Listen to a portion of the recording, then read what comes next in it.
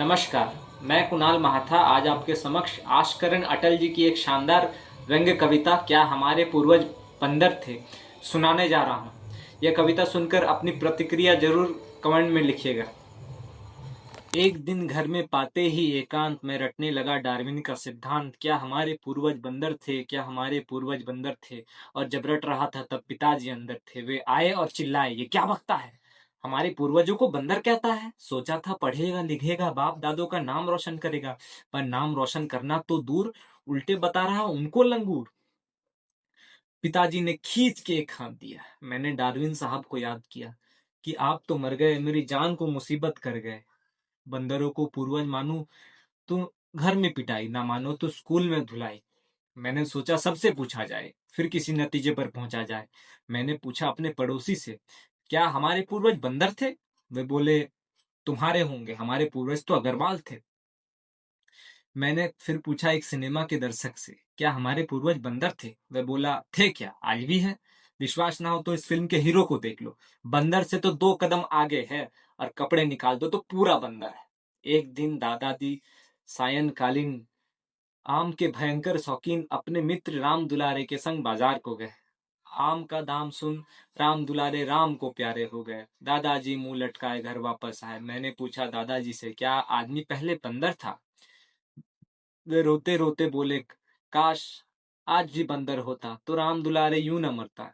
किसी पेड़ पर चढ़ता, जी भर आम चूसता, न बाजार जाता न भाव पूछता। अगर आदमी आज भी बंदर होता तो राम दुलारे यूं न मरता। मैंने पूछा एक चोर से, क्या आदमी पहले बंदर था।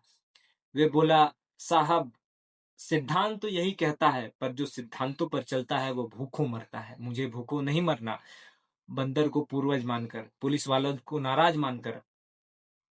अपन के भाई बाप तो पुलिस वाले हैं, अपन उन्हीं के पैदा किए हुए उन्हीं के पाले हैं। फिर मैंने एक पूछा पुलिस वाले से, क्या आदमी पहले बंदर था। वह बोला, साहब हम तो सिपाही हैं, जो बोलेंगे मान लेंगे, पर आप जरा धीरे बोलिए, अंदर दरोगा जी जाग जाएंगे। वो अपने बाप को बाप नहीं मानते, बंदर को क्या मानेंगे। उन्होंने सुन लिया तो आप और डार्विन दोनों को अंदर धर लेंगे। फिर मैंने पूछा एक नेता से, क्या आदमी पहले बंदर था। वह बोला, हाँ आदमी पहले बंदर था, ये बात ठीक है, पर लगता है तुमको हमारी पार्टी का इतिहास मालूम नहीं है। हमारी पार्टी ने ही आंदोलन चलाकर बंदरों को आदमी बनाया, फिर देश को आजाद कराया। बेटा हमारी पार्टी के गुनगा, अगर हमारी पार्टी नहीं होती तो आज भी बंदर होता।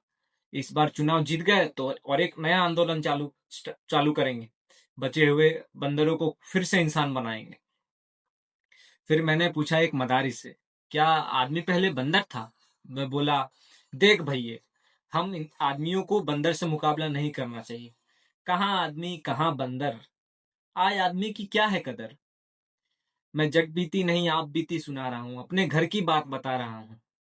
मेरा एक बंदर जैसा बेटा है और ये एक बेटे जैसा बंदर। मैंने इसे नचा नचा कर उसे पढ़ाया लिखाया, एमए पास कराया, पर वो आज भी नौकरी के लिए भटकता है। और ये ऐसे में ये बंदर पूरे परिवार का पेट भरता है।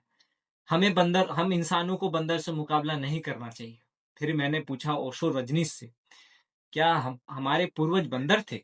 वे बोले, प्रश्न सामयिक है, मजेदार है, पर कोई बंदर से तो पूछ लो, क्या उसे आज के मनुष्य का पूर्वज होना स्वीकार्य है। वो इनकार कर देगा, वो शर्म के मारे डूब मरेगा।